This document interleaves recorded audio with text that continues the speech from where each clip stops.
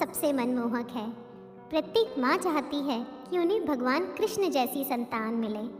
फिर कई बार मन में सवाल आता है कि आखिर माँ देवकी ने ऐसा क्या किया था जिसके कारण भगवान कृष्ण ने उनकी कोख से जन्म लिया। भागवतम पुराण के 10वें अध्याय के 3 स्कंद में इसका उत्तर मिलता है। बताया जाता है भगवान कृष्ण माँ देवकी के गर्भ में आने से पूर्व अपने चतुर्भुज रूप में उनके सामने प्रकट हुए और उन्हें पूर्व 2 जन्मों का आभास करवाया।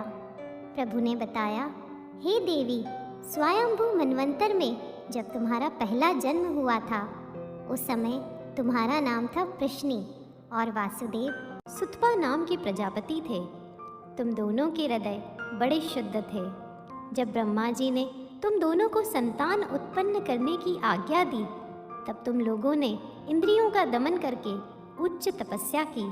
तुम दोनों ने वर्षा, वायु, धाम, शीत, उष्ण आदि काल में विभिन्न गुणों को सहन किया और प्राणायाम के द्वारा अपने मन के मैल को धो डाला। तुम दोनों कभी सूखे पत्ते खा लेते और कभी हवा पीकर ही रह जाते। तुम्हारा चित्त बड़ा ही शांत था। इस प्रकार तुम लोगों ने मुझे प्राप्त करने की इच्छा से मेरी आराधना की। मुझ में चित्त लगाकर ऐसा परम दुष्कर और घोर तप करते करते देवताओं के 12,000 वर्ष बीत गए। हे पुण्यमय देवी, उस समय मैं तुम दोनों पर प्रसन्न हुआ क्योंकि तुम दोनों ने तपस्या, श्रद्धा और प्रेममयी भक्ति से अपने हृदय में नित्य निरंतर मेरी ही भावना की थी। उस समय तुम दोनों की अभिलाषा पूर्ण करने के लिए मैं इसी रूप में तुम्हारे सामने प्रकट हुआ था और मैंने कहा था कि जो तुम्हारी इच्छा हो वह वर मांग लो।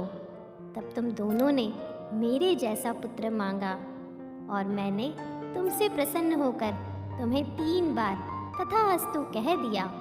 तब मैंने देखा कि संसार में शील स्वभाव, उदारता और अन्य गुणों में मेरा जैसा दूसरा कोई है ही नहीं। इसीलिए मैं ही तुम दोनों का पुत्र हुआ और उस समय प्रश्नि गर्भ के नाम से विख्यात हुआ। फिर दूसरे जन्म में तुम हुई अदिति और वासुदेव हुए कश्यप। उस समय भी मैं तुम्हारा पुत्र हुआ। मेरा नाम था उपेंद्र। शरीर छोटा होने के कारण लोग मुझे वामन भी कहते थे।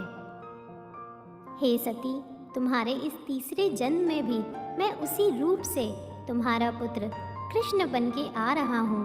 मेरी वाणी सर्वदा सत्य होती है। मैंने तुम्हें अपना यह रूप इसीलिए दिखाया है कि तुम मेरे पूर्व अवतारों को भी स्मरण कर लो। यदि मैं ऐसा नहीं करता तो केवल मनुष्य शरीर से मेरे अवतार की पहचान नहीं हो पाती। तुम दोनों मेरे प्रति पुत्र भाव तथा निरंतर ब्रह्म भाव रखना। इस प्रकार वात्सल्य, स्नेह और चिंतन के द्वारा तुम्हें मेरे परम पद की प्राप्ति होगी। वास्तव में यह कथा प्रत्येक माँ को सीख देती है कि हमें अपनी संतान में संतान के साथ साथ ब्रह्म भाव अर्थात भगवान के अंश का दर्शन करना चाहिए। उसे प्यार के साथ साथ सदैव आदर भी देना चाहिए।